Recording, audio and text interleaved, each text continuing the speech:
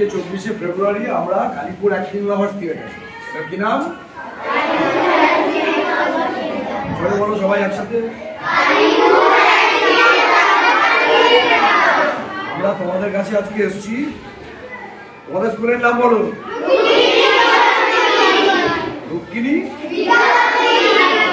রুক্মিণী বিদ্যা মন্দির প্রাইমারি। আমরা তোমাদের কাছে আজকে এসেছি নাটক কি, থিয়েটার কি, এর উপর একটা অ্যাওয়ারনেস আর সঙ্গে একটু ওয়ার্কশপ হবে। ওয়ার্কশপ মানে হচ্ছে তোমরা করবে, তোমরা ভুল করলে আমরা দেখিয়ে দেবো, এরকম একটা জিনিস হবে। বুঝতে পেরেছো? তোমাদের নাটক ভালো লাগে? আর কার ভালো লাগে? সবার ভালো লাগে? আচ্ছা, এই যে নাটক ভালো লাগে, তোমরা সিরিয়াল দেখো, সিনেমা দেখো, এসব দেখো তো? আচ্ছা, এগুলো কি করে হলো, এর সৃষ্টি কি করে হলো, মানুষ কি করে ভাবলো যে এরকম ধরনের একটা জিনিস হতে পারে, এগুলো জানতে ইচ্ছে করে তো? হয় না? শিল্প কি জানো তোমরা? শিল্প জানো না? মানে কেউ ছবি আঁকে, কেউ গান গায়, হ্যাঁ, কেউ অভিনয় করে, কেউ পাথরের মূর্তি বানায়, কেউ দুর্গা ঠাকুর বানায়, এগুলো তো শিল্প, সৃষ্টি। এগুলো হলো কি করে? মানুষের কাছে এই বুদ্ধিটা এলো কি করে যে এটা করা যায়? তোমরা জানো একটা প্রাচীন কাল ছিল যখন মানুষ কথা বলতে শিখে নিল। কথা বললে হবে না, এটা জানো তোমরা? মানুষ আদিম ছিল, তারা কথা বলতে শিখে নি। হ্যাঁ, তখন আহরণের যুগ চলছে, মানুষ কোনো রকমের খাবার জোগাড় করে খাচ্ছে, কথা বলতে পারছে। সেই সময় দেখা গেল মানুষের বুদ্ধি অন্য প্রাণীদের থেকে বেশি, তাই তো? জোরে বলো হ্যাঁ। মানুষের এই যে বুদ্ধিবৃত্তি, এইটাকে ওরা কাজে লাগাবে। মানুষের এই যে অঙ্গ থাকে না বিভিন্ন, হাত পা মাথা, এইগুলোকে যখন বিভিন্ন কাজে লাগাতে শুরু করে, বিভিন্ন কাজে লাগিয়ে হাত পা, এগুলো মাথা, মুখ, চোখ, এগুলো দিয়ে কাজ করছে তো মানুষ। এই কাজ করতে গিয়ে এগুলো সঞ্চালন হচ্ছে, এগুলো ব্যবহার হচ্ছে। এগুলো ব্যবহার করতে গিয়ে মানুষ দেখলো যে এইটা যদি ব্যবহার হয় তাহলে এর একটা মুদ্রা তৈরি হয়, একটা ছন্দ তৈরি হয়। ওইখান থেকে মানুষ নাচ শুরু করবে। নাচ কোথা থেকে এলো? আদিম মানুষ যখন তাদের অঙ্গ সঞ্চালনের মাধ্যমে বিভিন্ন কাজ করছে, বিভিন্ন কাজ করতে গিয়ে আমাদের শরীরের বিভিন্ন অঙ্গকে কাজে লাগায়, সেখান থেকে তৈরি হচ্ছে একটা ছন্দ। যেমন আমি যদি এরকম করে আঙুল দেখাই, তাহলে মানুষ ওইদিকে তাকাবে, ভাববে কি আমি তো কিছু বললাম, আমি কি করলাম, আমি আঙুল দেখালে কি বুঝবো? আমি ওদিকে তাকাতে বলছি, কিছু একটা দেখাচ্ছে। তাহলে এর মধ্যে আঙুল দেখালাম, এর মধ্যে এমন কিছু তো আছে, কথা না বলে বোঝানো যাচ্ছে। এইরকম ভাবে মানুষ নাচের সৃষ্টি করে। ময়ূরকে নাচতে দেখছি, বিভিন্ন পশু পাখি নাচছে, তাদেরকে দেখে মানুষ ভাবি এত করা যায়, আর ওদের বুদ্ধি নেই, বুদ্ধি দিয়ে ওরা সৃষ্টি করতে পারছে না। মানুষের বুদ্ধি আছে, ওদের বুদ্ধি দিয়ে ওরা কি করলো, এটাকে সৃষ্টির দিকে নিয়ে ওরা আস্তে আস্তে ওরা কি করলো, বাঘ, ভালুক, কুকুর, ছাগল এদেরকে দেখে তাদেরকে বানাতে শুরু করলো। তার মানে কি? তার মানে হলো যে মানুষ কোনো একটা প্রাণীকে অনুকরণ করতে শুরু করবে। অনুকরণ মানে হলো কপি করা। কপি বলছো? কপি করছে। আমরা যখন অভিনয় করি তখন আমরা কপি করি। প্রাচীনকালে অভিনয় সৃষ্টিতে ওইভাবে হয়েছে। কীভাবে শুরু হলো একদম আদিতে, যখন শিকার এসে শিকার করতে ওরা খাবে বলে ওরা জঙ্গলে গিয়ে শিকার টিকার করছে। শিকার করার পর যখন ফিরে আসবে কাঁধে করে নিয়ে সেই বাঘ ভালুকটাকে, তখন বন্ধুরা বলতো কি করে করেছিস বলতো, আমাদের দেখা। তখন ওরা কি করতো, গোল হয়ে এক জায়গায় দাঁড়াতো, আর সেখানে যারা শিকারে গেছে তারা ওইটা অভিনয় করে গেছে। তারা কিন্তু জানতো না যে এটা একটা অভিনয় নাম হবে, এটা দিয়ে দারুণ একটা কিছু বলা যায়, এটা জানো। কিন্তু ওরা ওই শিকারের পুরো ছবিটা বন্ধুদেরকে দাঁড় করিয়ে দেখাতো। দুটো গোষ্ঠী হতো, একটা গোষ্ঠীর কাউকে ওরা শিকারি বানাতো, একটা গোষ্ঠীর কেউ শিকার হতো, তখন গোল হয়ে যাওয়া দাঁড়াতো, মাঝখানে ওরাও এটা অভিনয় করে দাঁড়াতো, তারা করতো। হ্যাঁ, যে শিকার হয়েছে ও দৌড়াতো, আর যারা শিকারি হয়েছে তারা আবার পিছন পিছন ছুটতো, ছুটে শিকার করে পুরো জিনিসটা কেমনভাবে হয়েছে ওটা দেখাতো। তার মানে কি হলো? তার মানে যেই লোকটা শিকার হয়েছে আর যেই লোকগুলো শিকারই হয়েছে তারা তাদের চরিত্র বদলে ওনারা চরিত্র হবে, তারা তো সেই চরিত্র নয়। যে মানুষটা শিকার হয়েছে সে তো বাঘ নয়, রঙে বাঘের মতো হতো, তাই তো? তাহলে বাঘের অনুকরণ করে বাঘ সাজছিল। এইটা থেকে আস্তে আস্তে আস্তে আস্তে বিবর্তনের মাধ্যমে অভিনয় জিনিসটা পৃথিবীর বুকে এলো। অভিনয় করে অন্যকে কপি করা যায়, অন্যের কিছু দেখে এসে সেটাকে এখানে অনুকরণ করে করে অন্যকে বোঝানো যায়। এবার মানুষ তো বুদ্ধিমান, মানুষ এই পৃথিবীর সমস্ত যে প্রকৃতির যে লীলা খেলা, প্রকৃতির যে বিভিন্ন রকমের খেলা, যেমন শীত, গ্রীষ্ম, বর্ষা, ফুল ফোটা, হ্যাঁ, সমুদ্রের ঢেউ, হাওয়ার শব্দ, এই সমস্ত কিছুকে মানুষ দেখলো বাহ দারুণ জিনিস। এই দারুণ জিনিসটা যখন ওরা উপলব্ধি করলো নিজেরা, তখন ওরা নিজেদের মধ্যে সৌন্দর্য বুঝতে পারছো তোমরা? একজন অভিনেতা ঠিক এইভাবেই বাস্তব থেকে বিভিন্ন চরিত্রদের দেখে, বিভিন্ন কিছু দেখে। ধরো একটা অভিনেতা তো কুকুরও সাজে, কুকুরের অভিনয় করে, বাঘ সাজে তখন বাঘের অভিনয় করে, এবং অভিনয় করে সে যখন অন্যের কাছে এটাকে পৌঁছে দিতে পারে এবং অন্যকে বিশ্বাসযোগ্য করে, যে সে বিশ্বাস করে হ্যাঁ এটা বাঘের মতো লাগছে, তখন সেখান থেকে অভিনয় বেশি। আমাদের দেশে বা ভারতবর্ষে তোমরা জানো বেদ কয় প্রকার? বেদ 3 প্রকার। কি কি বলো?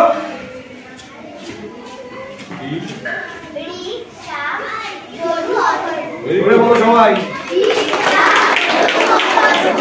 এই হচ্ছে 4টে বেদ, তাই তো? অভিনয় করতে গেলে কি লাগে? একটা লেখা লাগে, তো একটা সংলাপ লাগে। তাহলে ঋগ্বেদের মধ্যে ওই অভিনয়ের সংলাপ পাওয়া যায়, সেখানে লিপিবদ্ধ আছে। সামবেদ, সামবেদের মধ্যে কি থাকে? গান। বলো, সামবেদের মধ্যে গান পাওয়া যায়।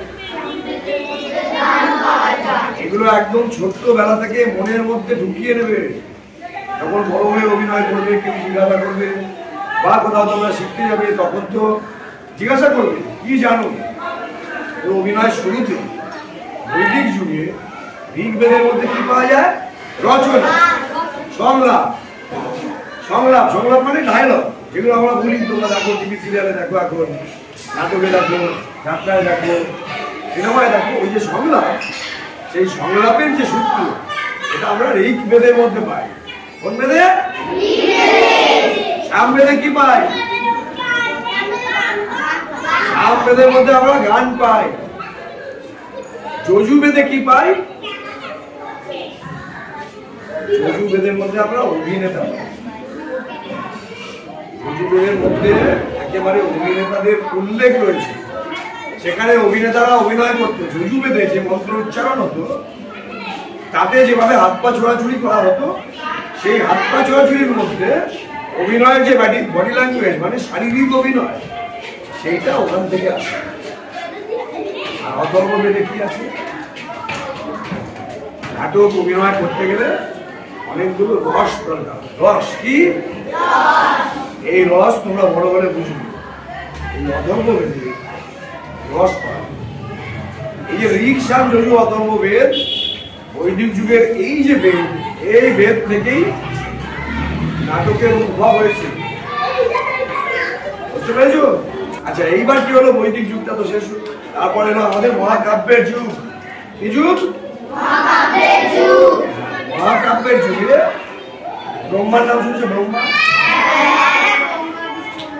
ব্রহ্মাকে ইন্দ্র বা অন্যান্য যে দেবতারা আছে তারা গিয়ে বললো যে আমাদের তো বেদ রয়েছে 4টে, আপনি আর বেদ রচনা করে দিন না। ব্রহ্মাকে গিয়ে ইন্দ্র অন্যান্য যারা দেবতা রয়েছে তারা বললো যে আমাদের আর একটা বেদ দরকার, আপনারা বেদ করুন। তখন ব্রহ্মা কি করলেন? পঞ্চম বেদ লিখলেন, সেটা হচ্ছে নাটক। নাটককে কি বলে? জোরে বলো। তাহলে আমাদের ঋক, সাম, যজু, অথর্ব এটা হচ্ছে 4টি বেদ, আর নাটক হচ্ছে পঞ্চম বেদ। এবার ব্রহ্মা পঞ্চম বেদ তো বানালেন, বানানোর পরে উনি অমৃত মন্থন বলে একটা ব্যাপার ঘটেছিল, একটা গল্প আছে।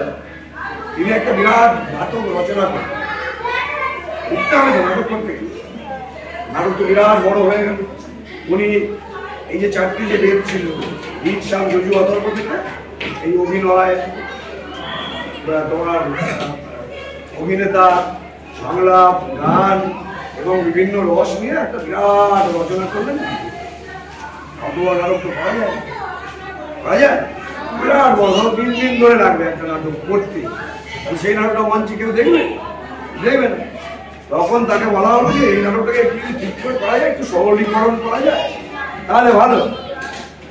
তখন উনি নাটকটাকে সরলীকরণ করে ভরত মুনিকে ডেকে বললেন, ভরত তুমি এই নাটকটা পরিচালনা করো। কাকে বললেন?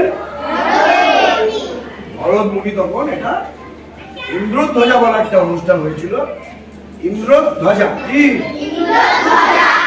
এই অনুষ্ঠানে গিয়ে ভরত মুনি আর যে ছাত্রছাত্রীরা ছিল প্রায় 100 জন ছাত্র, তাদেরকে নিয়ে এটা ইন্দ্রধ্বজা অনুষ্ঠানে অনুষ্ঠিত হলো।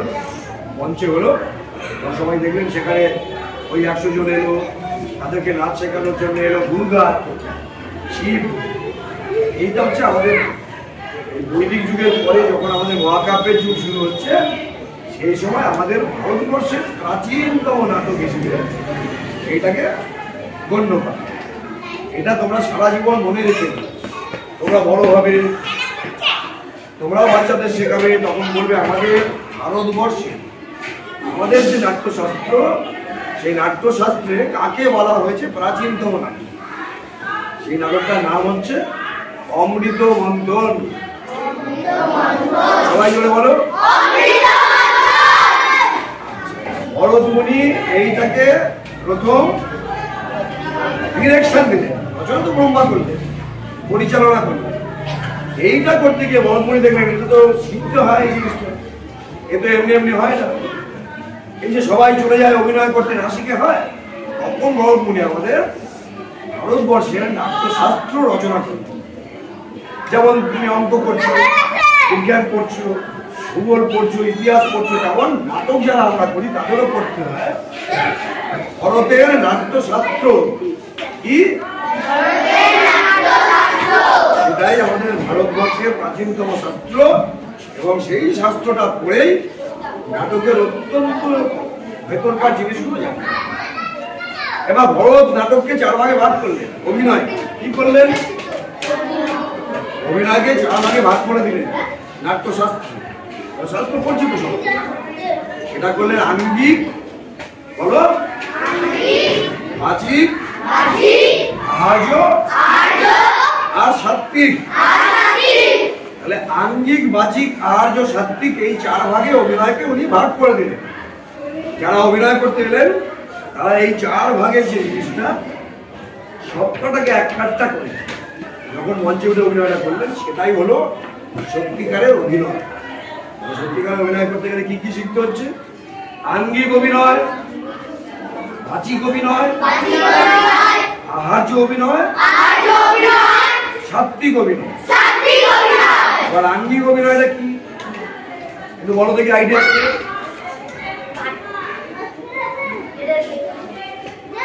আঙ্গিক অভিনয়টা কি একটু বলো, আইডিয়া করো। হ্যাঁ, আমরা আগে বললাম না, আমি এমনি করে হাত তুললাম, তাহলে ওইদিকে সবাই তাকাবে।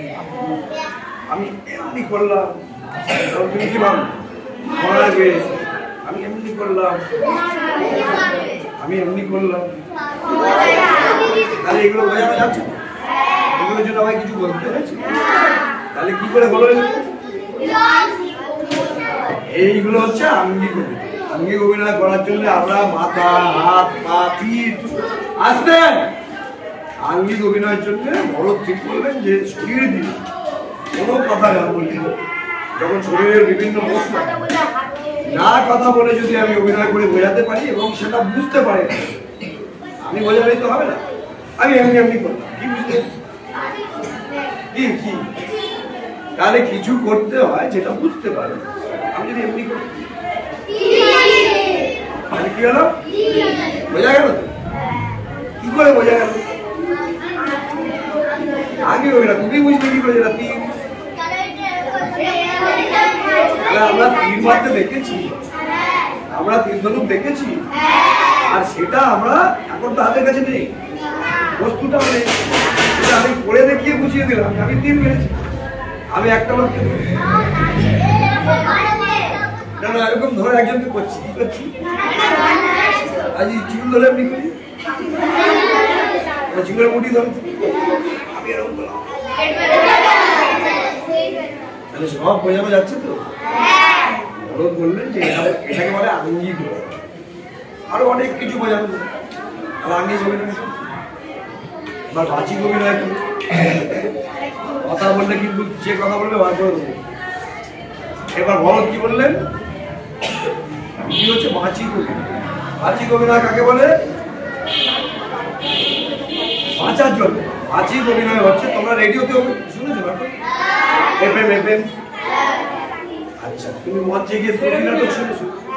ওই যে মাইক নিয়ে বসে বসে করে, তখন ওরা কি করে, ওদের কত শুধু বসে বসে করে, ট্রেনে যাচ্ছে, রাস্তা দিয়ে হাঁটছে, বাজার করছে, সব বসে বসে করে। ওরা অডিও দিয়ে, অডিও কণ্ঠস্বর, কণ্ঠস্বর দিয়ে যে অভিনয় হয় সেটাকে বলে কি বলে? বাচিক অভিনয়।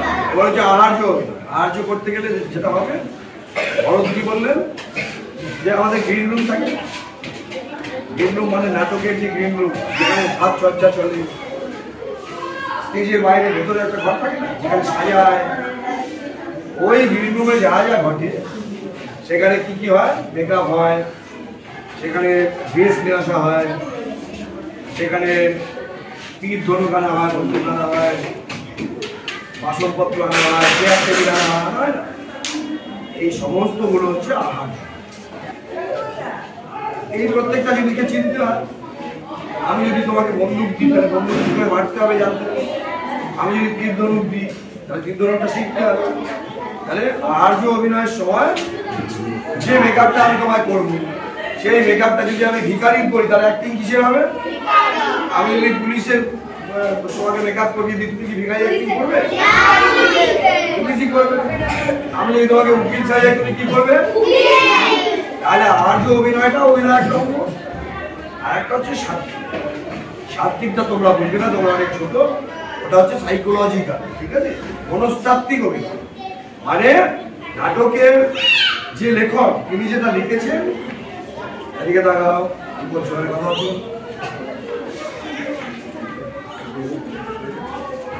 যিনি লেখক লিখেছেন সেই লেখাটাকে যথাযথভাবে মানুষের কাছে পৌঁছে দেওয়ার জন্য অভিনয় করে, তার ভাবনাটাকে নিজেদের ভাবনার মধ্যে এনে যখন বাইরে প্রকাশ করতে সক্ষম হয় সেটাকে বলে সাত্বিক। শুধু ডায়লগ বলে গেলেই তো অভিনয় হয় না, শিখতে হবে। এটা হচ্ছে সাত্বিক। এইবার তাহলে কি দাঁড়ালো? আঙ্গিক, বাচিক, আহার্য, সাত্বিক বুঝেছো তোমরা? আচ্ছা এইবার আমরা একটু অভিনয় করি।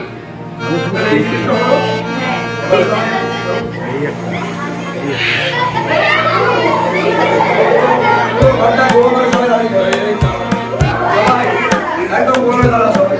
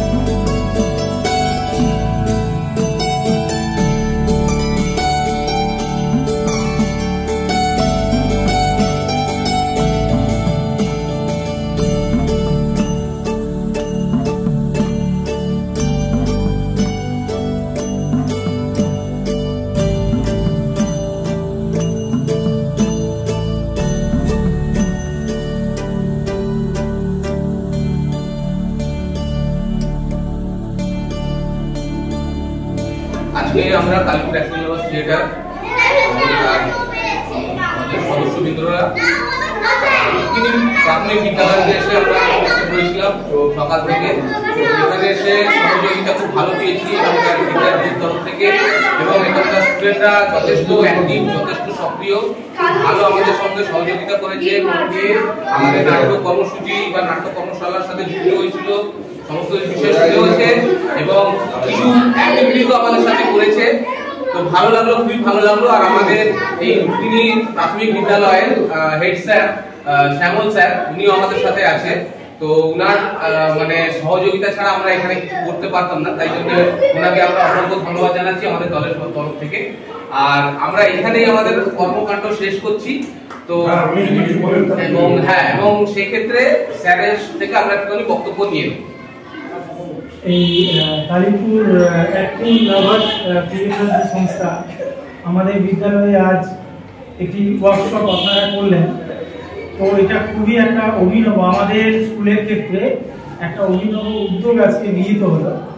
আমাদের স্কুলের যে মিডিওকার ফ্যামিলি থেকে যে স্টুডেন্টরা আসে তারা কিন্তু শুধু পড়াশুনো না, আমাদের এখন স্কুলের যে ব্যাপারটা শুধু পড়াশুনোর বাইরেও বিভিন্ন ধরনের অ্যাক্টিভিটি আমরা স্কুলে করাই। তাও এই ধরনের আপনাদের মতো প্রফেশনাল সংস্থার সাহায্যে আমরা স্কুলে এই যে ওয়ার্কশপটা করাতে পারলাম, এটা আমাদের খুবই ভালো লাগছে। ছাত্ররা সমৃদ্ধ হলো।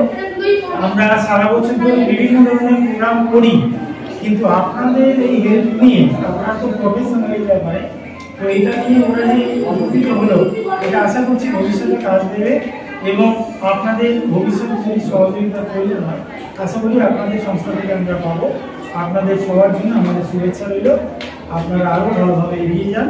বিভিন্ন এইসব ছোটো ছোটো বাচ্চা যারা ভবিষ্যতে, সবাই তো পড়াশুনো লাইফ তৈরি করবে না, পড়াশুনো ছাড়াও মাল্টি ডাইমেনশনাল সব অ্যাসপেক্ট রয়েছে প্রত্যেকটা স্টুডেন্টের মধ্যে।